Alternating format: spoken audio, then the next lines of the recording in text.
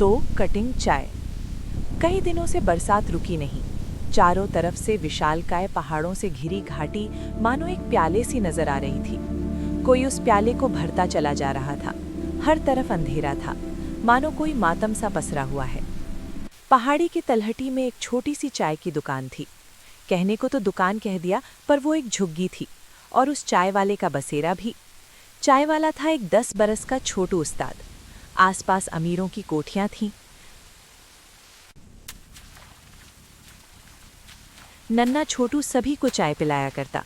झुग्गी की छत टपकती रहती थी, पर उसे तो उसकी आदत सी थी। गुस्सा तब आता जब तीलियां नहीं जलती थीं।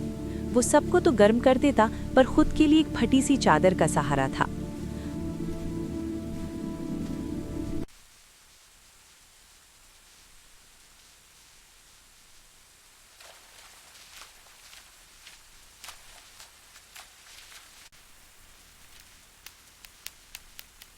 भागदौड़ भरे एक और दिन के बाद उस रात छोटू अपनी झुग्गी में बैठे बरसात की बूंदों को सुन रहा था।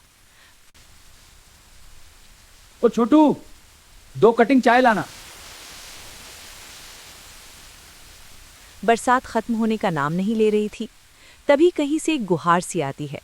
ओह छोटू, 2 कटिंग लाना। इन शब्दों से छोटू को ऊर्जा मिली। उसने अपनी छोटी सी दुकान शुरू की। शक्कर, चाय पत्ती और अदरक कूटकर पतीले में डाल दिया, पानी के साथ तैरने के लिए। पर माचिस की तीलियां भीग चुकी थीं, तो वो दौड़ा गया उन कोठियों के पास।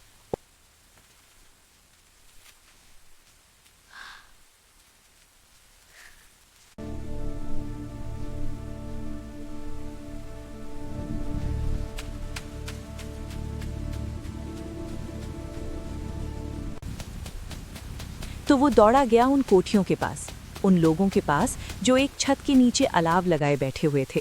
सभी हाथों को मल रहे थे और बीड़ियों का कश चला रहे थे। हर कश के साथ बातें और रोचक सी होती चली जा रही थीं। तभी छोटू ने उन्हीं में से एक को कहा, मुझे थोड़ी आग चाहिए। दड़ियल चाचा मुस्कुराहट के साथ बोले, तुम भी बीड़ी पीते हो क्या बे? तू भी बीड़ी वो पीता है ठंड में क्या? कांपता हुआ बोला, नहीं, ऐसे मौसम में सबको अपनी आग पहुंचाता हूं, वो भी गर्मा गर्म। ये तो हमसे नहीं चाचा होता। हैरानगी से बोले, ये तो हमसे ना हो पाता इस उम्र में। और पंगत में सभी खिलखिलाकर हंसने लगे। तभी छोटू ने उस अलाव से एक लकड़ी उठाई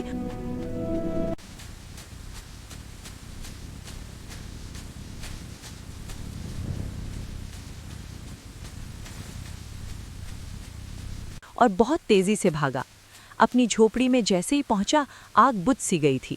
उसने उस लकड़ी पर फूंकना शुरू किया और फूंकता ही गया, मानो छोटू अपने अंदर एक ज्वालामुखी सा दबाकर बैठा था।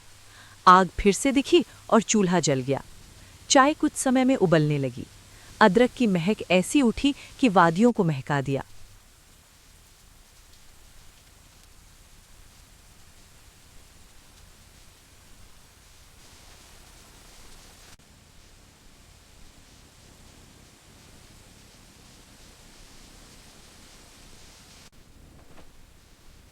छोटू 2 कटिंग चाय लेकर दुकान से बाहर आया, पर वहां कोई भी नहीं था।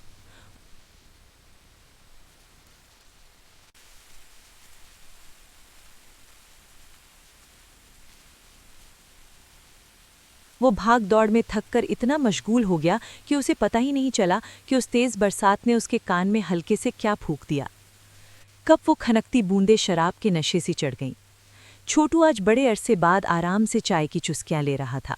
उसके चेहरे पर एक भीनी सी मुस्कान थी। हैरानी की बात यह है कि उस बरसाती रात में वहां वो दोनों ही मौजूद थे, छोटू और वो चाय वाला, 2 कटिंग चाय के साथ। अनुरिश की कलम से। 2 कटिंग चाय।